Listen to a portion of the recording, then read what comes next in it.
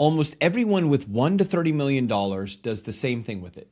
They hand it to a financial advisor, pay the fee, and slowly draw the account down, hoping the money outlasts them. That's the 99%. The 1% do something completely different. They don't hand their wealth to somebody else and hope. They run it like a business built to outlast them.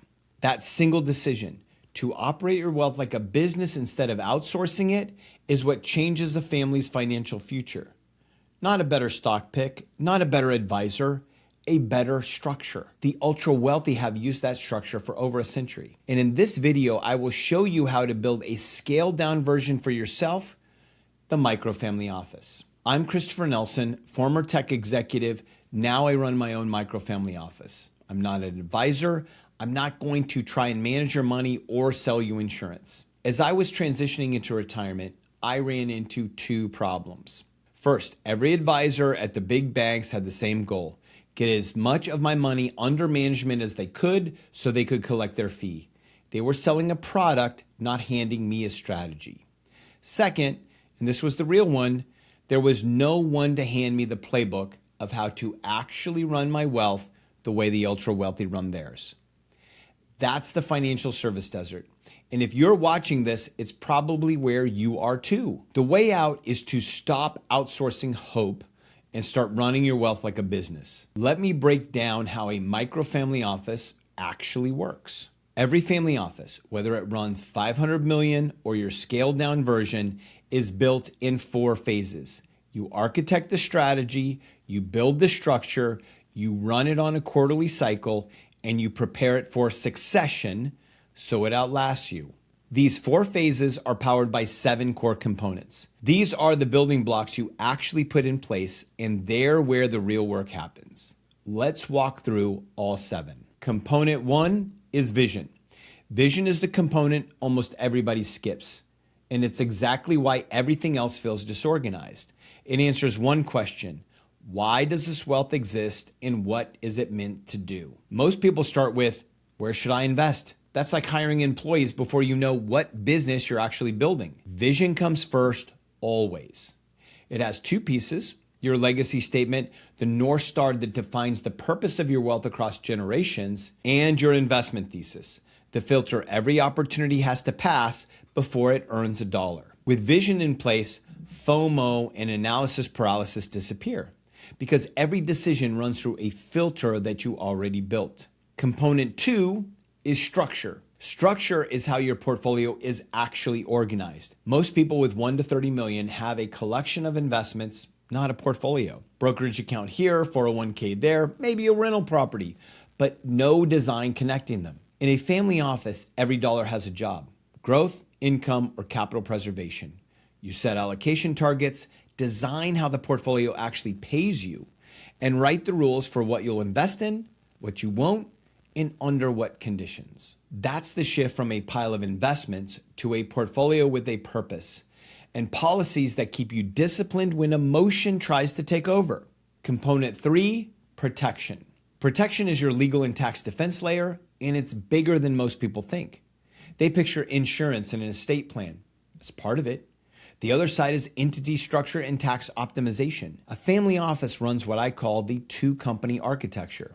One entity holds and protects your assets, the vault. The other runs active operations, the engine.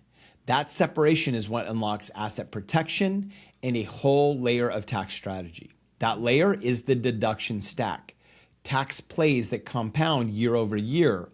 With the right structure and the right strategist, the savings are real. I paid my certified tax planner $10,000. They saved me $25,000 in the first year. The goal is a shield around your wealth, built before problems hit, not after. Component 4 is process. Process is where your microfamily office starts operating like an actual business. Think about a company with no procedures, no financial review, no operating system, no documented way of doing anything. How long does it last? But that's how most people run their wealth: ad hoc and reactive. Process means a bookkeeping rhythm, a tax planning calendar instead of an April scramble, cash management systems, and regular investment reviews, everything on a predictable cycle. You can't run a business without operating procedures, and a microfamily office is a wealth business. Component 5 is data. Straightforward but critical. You can't run a business you can't see. How many accounts do you have right now? What's your real net worth? Not an estimate. What's your after-tax return? Are you on track for your income goals this year? If you can't answer those, you have a data problem. Data means one consolidated view, every account, entity, deadline, and investment in one place, net worth performance, income and expense, tax projections, goal progress. That's your dashboard. Every CEO needs one. Component 6 is advisory partners, and here's where the model gets interesting. A traditional family office carries full-time staff, a chief investment officer, a chief financial officer, attorneys on retainer. That costs millions. A microfamily office uses fractional experts instead. A certified tax planner, a CPA, a bookkeeper, and a estate attorney. You assemble the right team for your stage, coordinated under your strategy. The difference is who's in charge. In the traditional model, your advisor tells you what to do. You're the client. In a microfamily office, you're the CEO. Your advisors are specialists who execute your strategy. You set the vision, make the calls, they bring the expertise. Component 7, governance, your decision-making framework. Who has authority over what? How do the big financial decisions actually get made?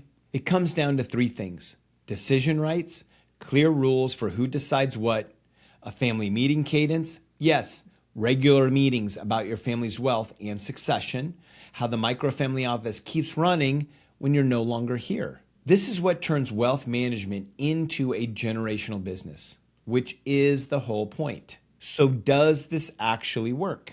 When I built mine, I went from a concentrated portfolio generating almost no income to a diversified engine throwing off over $200,000 a year in cash flow, enough to cover my family's essential expenses.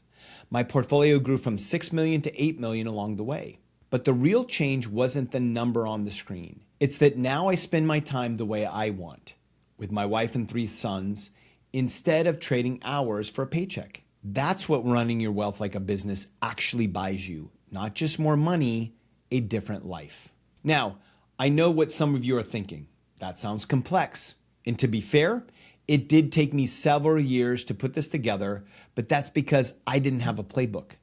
I didn't know the 7 components, so I had to figure it out as I went. You don't have to. What took me years of trial and error, you can shortcut because the playbook already exists.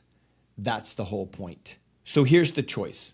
You can stay in the 99%, hand your wealth to someone else and hope it lasts, or you can join the 1% who run it like a business and actually change your family's financial future. If you want to build this, I would love to have you at our next live workshop. It's a 2-hour deep dive on the architect phase of the microfamily office.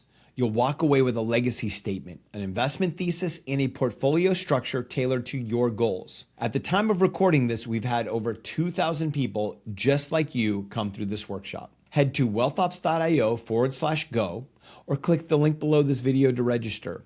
Our next workshop is likely in just a few days. After you sign up, check out this video on the evergreen portfolio structure. We go deep on it in the workshop. Let's keep building.